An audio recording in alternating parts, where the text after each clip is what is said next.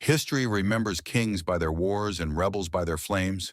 But what if the spark that lit the greatest Welsh rebellion came not from a sword or a throne, but from a woman whose silence echoed louder than a king's decree? The wind that sweeps across the Cambrian mountains tells many stories, but the one it hides best is hers. On the western edge of Powys, as summer gave way to the violent blush of autumn in the year 1400, Margaret Hanmer stood alone beneath a sky torn open with stormlight.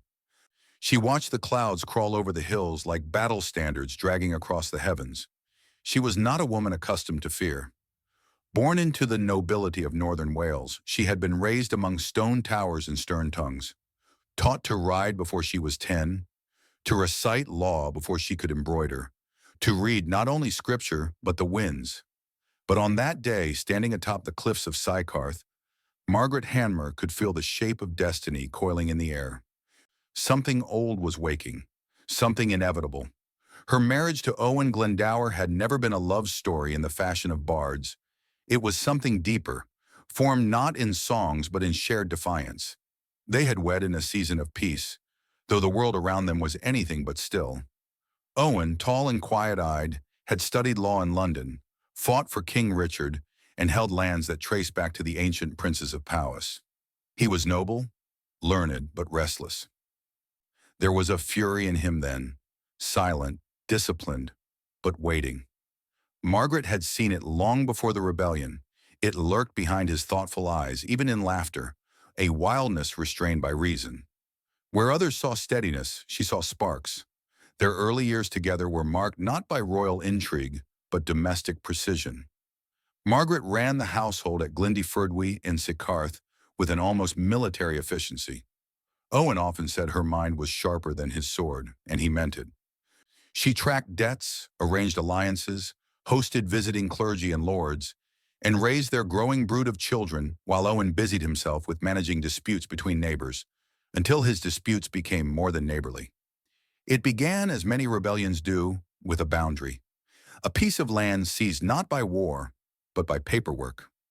Owen had long-standing grievances with Reginald Grey, the powerful Marcher Lord of Ruthin, a man loyal to the newly usurped King Henry IV.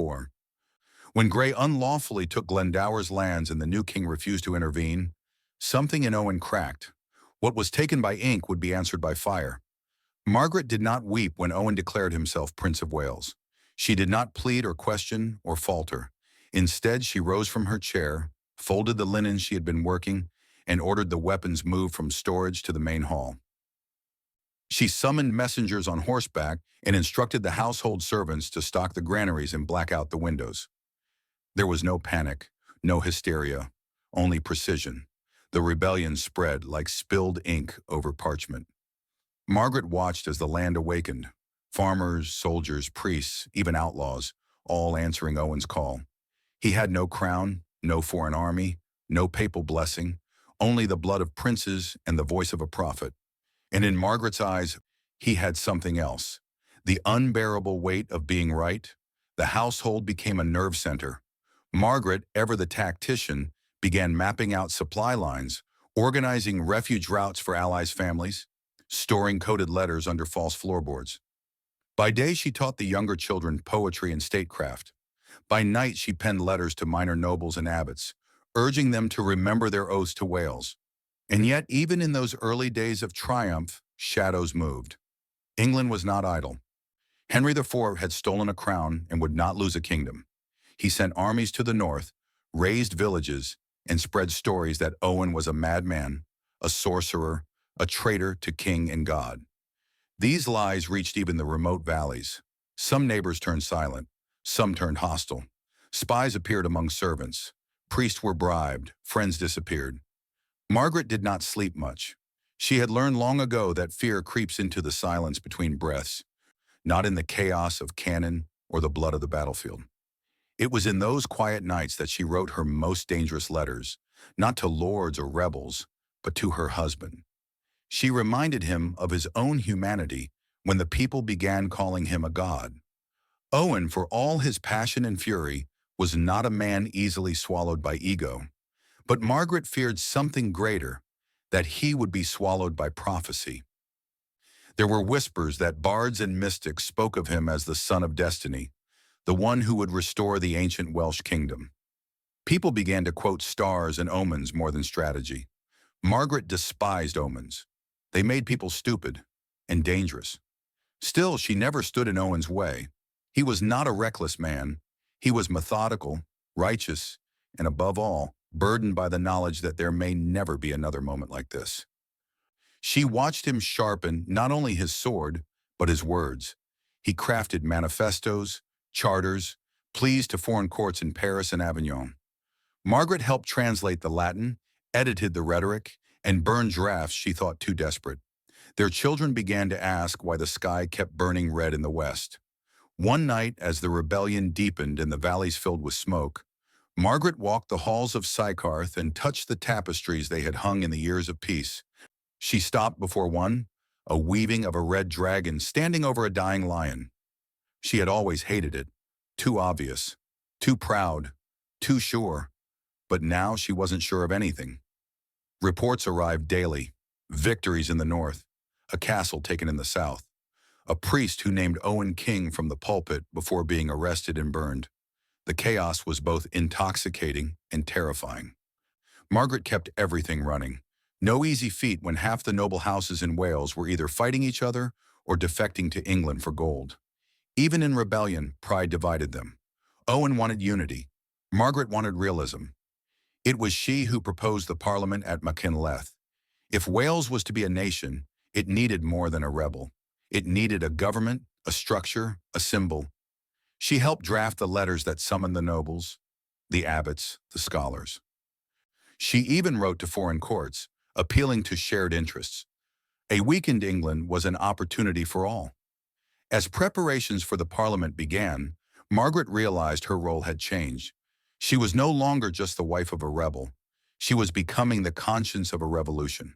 She saw too clearly what others refused to admit. Victory was not guaranteed.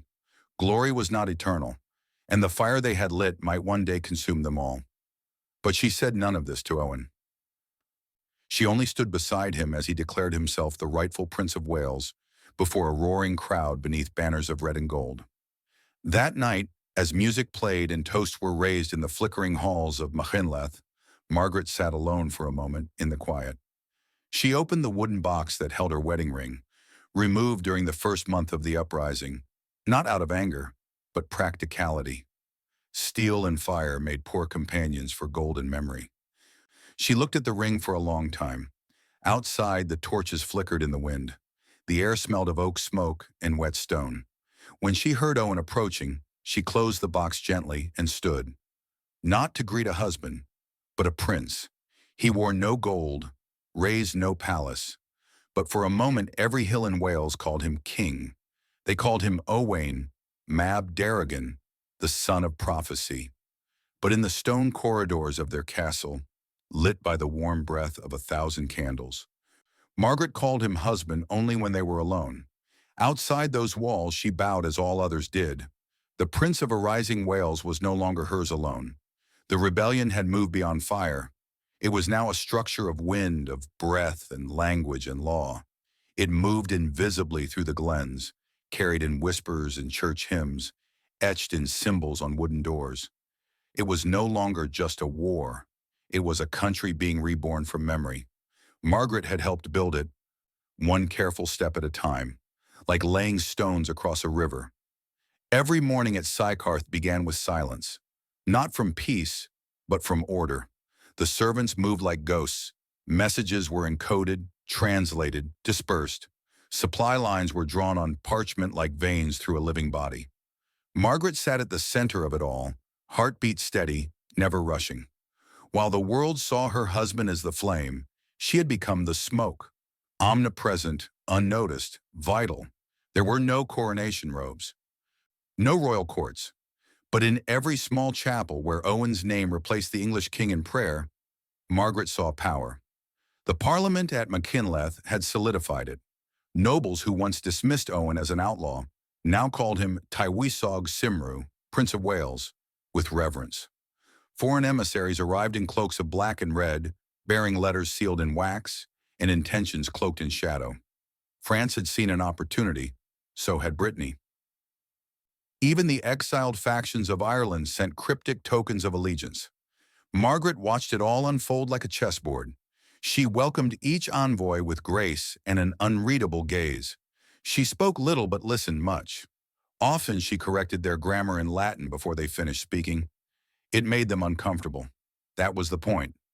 She had begun corresponding directly with abbots and lords in regions Owen could not reach. Her writing was sharper than a blade, measured, precise, impossible to ignore. The men she wrote to often responded as if writing to a sovereign in her own right. They would not have dared admit it aloud. But even as the rebellion crested into its brightest day, Margaret felt the undercurrent of decay. Too many victories, too quickly, and too many hungry hands reaching for credit. Within Owen's war council, voices clashed like cymbals. Some wanted conquest of English border towns. Others pushed for alliances with Highland clans. A few whispered of a march on London itself. Ambition burned like fever in the blood of the young. Owen, ever the scholar soldier, tried to temper it with strategy. But Margaret saw the storm gathering behind their eyes. War breeds its own weather. At night, Owen walked alone more often. He would pace the outer walls or ride into the woods, unaccompanied, returning with mud on his boots and wildness in his eyes. Margaret began to fear that he was listening not to his advisors, nor to her, but to prophecy. The bards had made him myth. They sang of dragons and stars, of ancient lines fulfilled and divine vengeance unleashed. Margaret hated their songs. They did not tell of mothers bearing sons or of daughters sewing wounds with bloodied fingers. They did not speak of hunger or betrayal or the cold silence between husband and wife as kingdoms rise. She had warned Owen once, quietly, one night when the candles had all gone out. She told him that prophecy was a mirror. It only showed you what you already believed. He didn't answer. The war returned to them not with fire, but with fog. In the north, an English lord burned a village suspected of harboring rebels. In the west, mercenaries, once allies, raided a monastery for gold. One of Margaret's messengers disappeared, then another. Trust became a ration. Owen pushed harder, more proclamations, more alliances. He called upon France again, and they answered, partially. Ships arrived on the coast bearing arms and soldiers, but they came not as saviors nor brothers in arms. They came with calculations in their eyes, weighing profit against loyalty. Margaret greeted them anyway. She met their commander on the cold stone steps of Aberystwyth Castle and offered bread she knew would go uneaten. She smiled as they postured, and when they left, she ordered their names recorded, not in the records of honor, but in a separate list she kept in her own hand. A mother knows who will betray her child. Her oldest daughter, Gwenllian, was nearly 15 now, fiery, fluent in 3 languages, stubborn in everyone. Margaret began teaching her statecraft the way one teaches swordplay. Guard first, strike last, always calculate. Gwenllian had seen battle already, had carried water to soldiers dying with praise on their lips and curses in their lungs. Margaret told her never to fall in love with martyrdom. It made for beautiful poetry and wasted queens. But even poetry could not save them from what came next. Reginald Grey returned, the same noble who first sparked Owen's fury, whose theft of land had begun it all.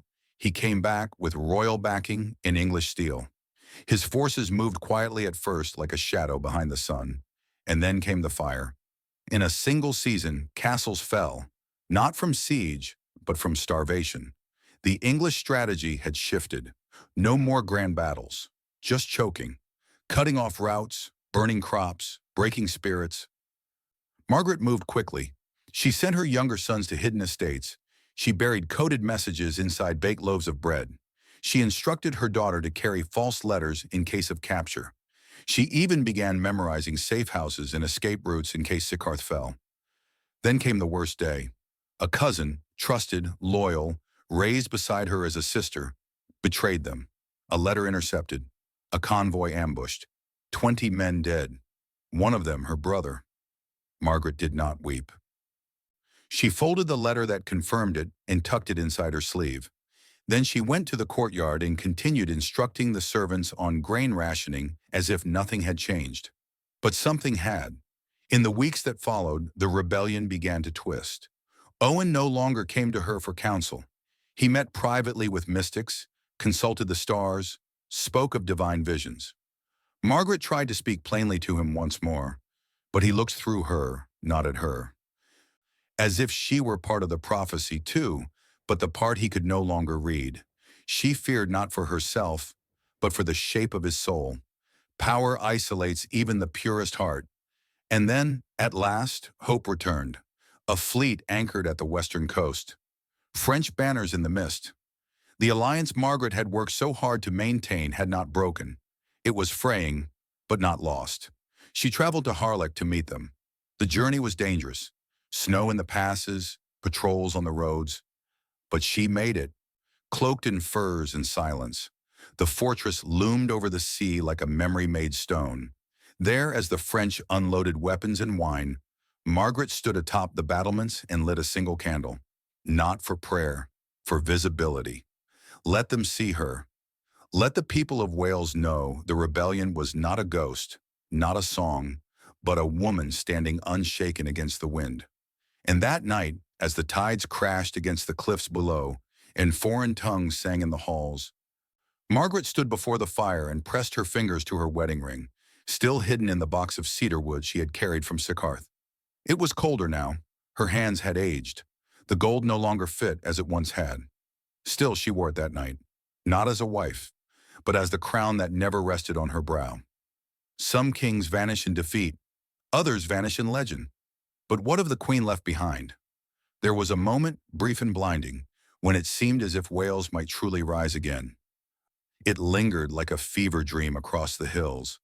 French ships at anchor, castles held by rebel hands, and churches chanting the name Owen Glendower instead of the English king. Margaret Hanmer stood inside that fragile window of time, watching a nation stretch towards something like freedom. But victories, like harvests, are always followed by winter. It began not with fire, but with silence. Reports ceased arriving. Allies fell quiet. Grain shipments failed to appear along the usual roads. Letters came late, if they came at all. Owen's messages grew shorter, his absences longer. And then came the smoke. English forces under Prince Henry, young, brilliant, relentless, moved like ice over fire. They retook Aberystwyth. They cut off access to Dyfed.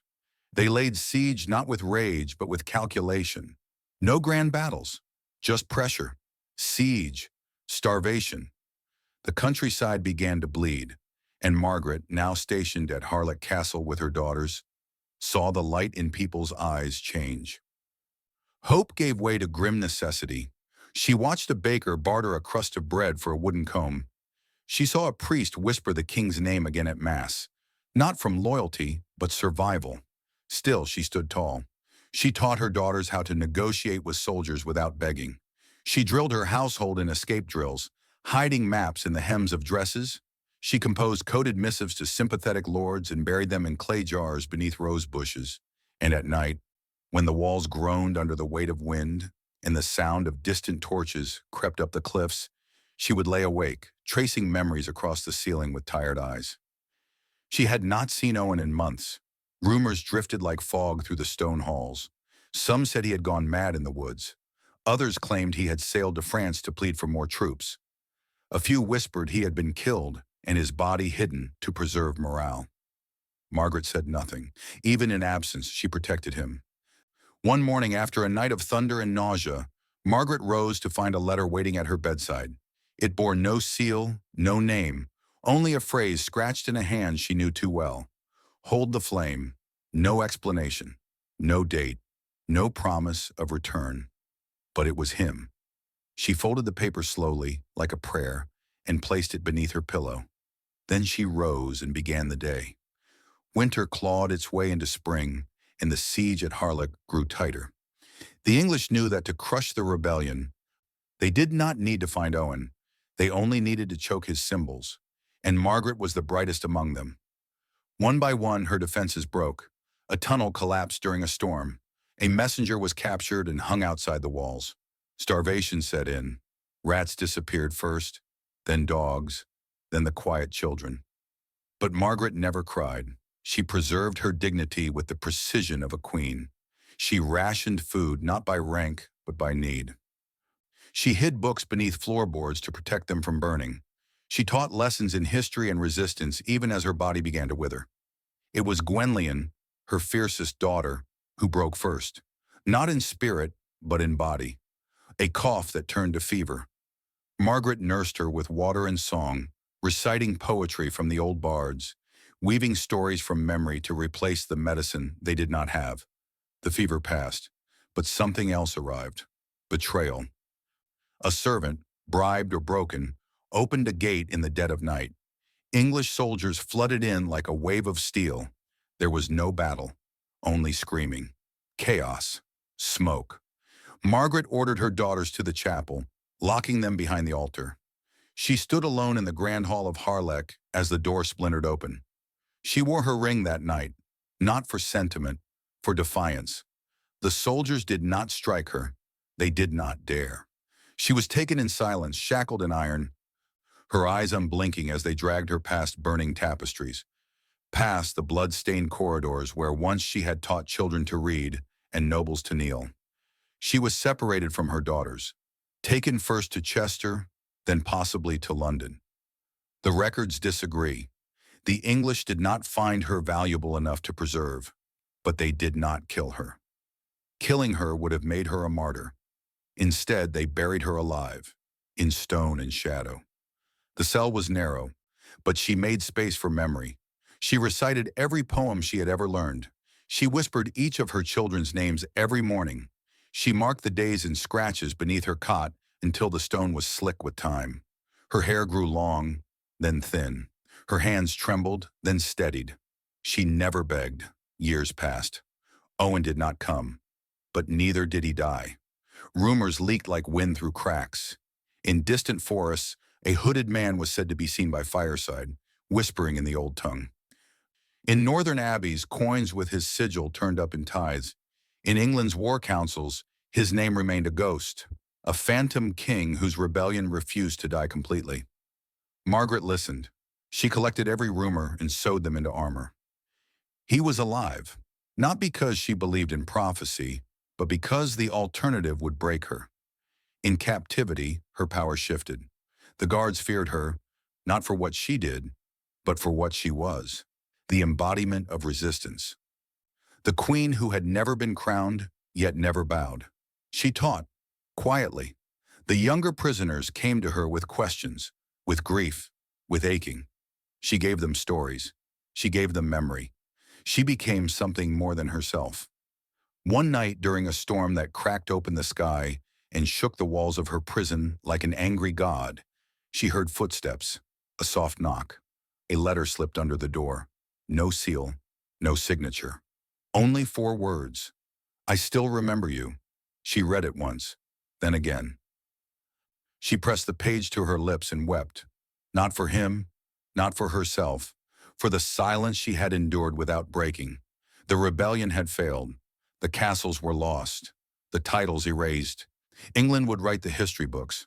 But Margaret Hanmer was not defeated. She had become legend. And in legend, she could not be caged. They locked her body in stone. But her silence rang louder than the king's decree. The cell was not wide. It did not need to be. Its function was not to crush the body, but the soul. Cold stone walls, a cot of straw, a single slot of light cut high in the tower wall. It was the kind of place built not just to punish, but to forget. They never told her where she was. Some said it was Chester. Others whispered the Tower of London. But Margaret Hanmer did not ask. Names were for the outside world. In here, there was only breath and memory. She marked the seasons by scent, the smell of thawed earth, of mildew after rain, the iron tang of frost. She counted the years by absences.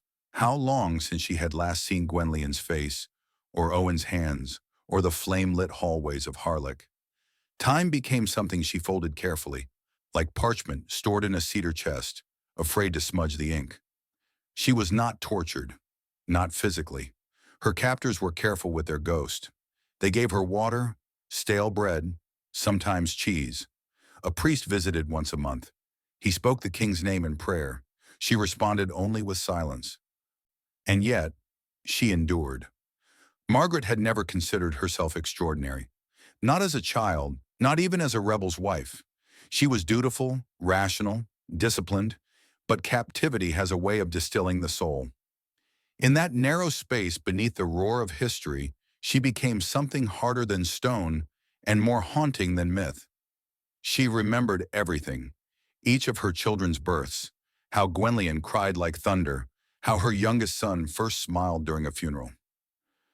Each battlefield report Owen had read aloud to her, his voice low, his fingers trembling when he thought she wasn't watching. Each betrayal, each flame. She wrote poems in her head, dozens of them, though she had no ink. She recited the old laws of Hywel Dda, the king of a united Wales long before the English crown sank its roots. She translated Latin verses backward, just to keep her mind sharp. She sang lullabies under her breath at night, not for herself, but for the ghosts. And slowly, the silence began to bend around her. The guards whispered about her. Some called her the Silent Queen. Others refused to look her in the eye. One left flowers outside her cell door once. She crushed them, not from hatred, but from truth. She was not here to be pitied. Outside the prison walls, the world moved on. England declared peace. The crown turned its eyes to France. Welsh lords bent knees and kissed English rings. The parliament in Machynlleth was raised. The name Owen Glendower became a warning, a footnote, a legend used to frighten disobedient boys. But the story refused to end, because he was still out there. They had not caught him. Years passed, and with each one, Owen Glendower became more myth than man. Some claimed he lived as a hermit in the hills, speaking only to crows. Others said he had fled across the sea and become a monk. A few whispered that he died years ago, and that Margaret's silence was his tombstone. She never confirmed, never denied. Truth had long ago lost its edges. What mattered now was memory. One winter, heavy with ash and silence, Margaret fell ill. Fever gripped her like a second set of chains. She lay for days in a haze, visions swimming through her skin. She saw Owen, not as a prince, not as a rebel, but as he was before it all, reading by firelight, laughing under trees, whispering foolish poems to her as they rode through rain. She saw their children as they were, barefoot in halls of stone, chasing dogs and throwing bread to birds. She saw Sycarth before the fires. She saw her father's face. She saw herself, and she did not cry. The fever broke. Her hair thinned. Her back curved. But her eyes remained sharp, like polished flint. One morning she woke to find a paper slipped beneath her cell door. It had no seal, no signature, just one line. The fire wait still. She read it once, then twice, then folded it and placed it in the corner of her cot like an altar. He was alive. Or someone wanted her to believe it. It didn't matter. Faith is not always about truth. Sometimes it is the refusal to let go of something the world insists you must. And so she endured. She began to teach other prisoners, quietly without permission.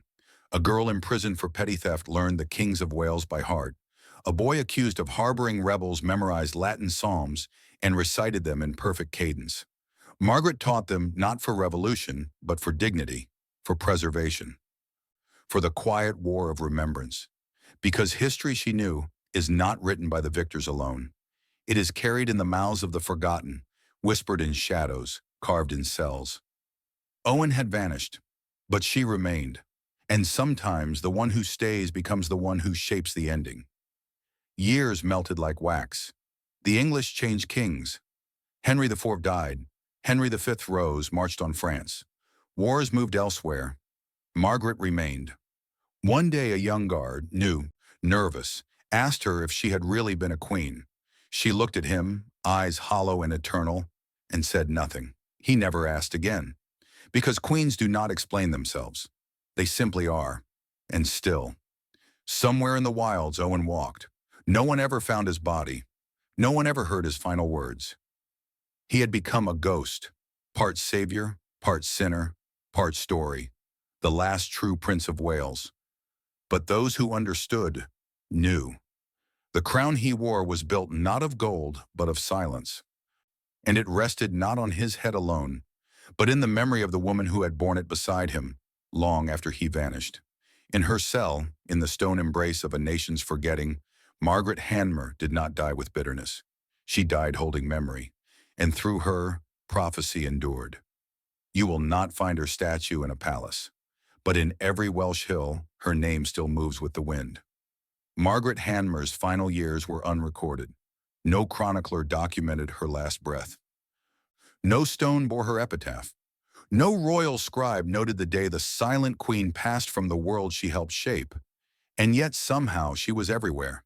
In the red earth of Glyndefrdwy, where she once walked beside a man not yet king. In the whispers of children who recited stories of a lady who taught them their names when the world had forgotten them. In the ashes of Harlech Castle, where her hands once held letters like daggers. In the memory of a nation that never quite surrendered. She had died alone, but not empty, because Margaret Hanmer had given herself to something no prison could hold, the echo. Owen Glendower was never found. There were sightings, always sightings. A hooded man on horseback along the northern coast, a monk in France who walked like a soldier, an old man tending sheep who sang songs no Englishman could understand. But no grave was ever marked, no tomb ever sealed. Instead, he dissolved into the land, became mist. Story, warning, promise. Some said he still wandered the borderlands, cloaked in shadow, waiting for the day when Wales would rise again. Others said he was dead before Margaret ever read that final letter. Some say he never lived at all, that he was an invention, a fever dream of a people desperate for hope. But Margaret knew better, because revolutions may fail, rebellions may burn. But the people who hold memory, those who refuse to forget, are the ones who keep the embers breathing. In the years that followed, the English rewrote the records. They called Glendower a traitor, a failed prince, a forgotten name in the margins of empire. And Margaret? They called her nothing at all.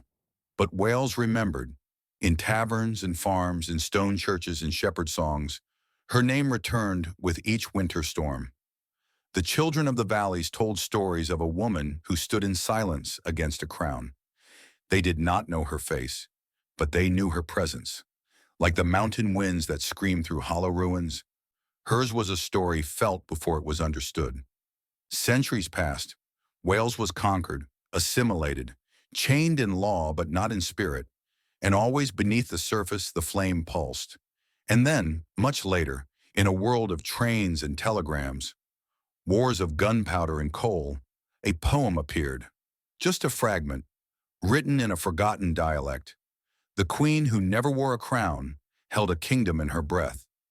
She spoke not once, but held the sound that waits beneath all death. No name signed beneath, no date. But someone remembered. Even in the age of empires, someone had remembered the woman in the cell. And so, the flame lived on. You cannot find Margaret Hanmer in English textbooks. You will not see her in portraits gilded by conquest. But in the mountains of Wales, when the wind shifts and the mists creep down like cloaks over stone, if you stand still and listen, you might hear her, not in words, but in the space between them, because she was never meant to be the fire. She was meant to hold it, and she did, until the world was ready to see it burn again.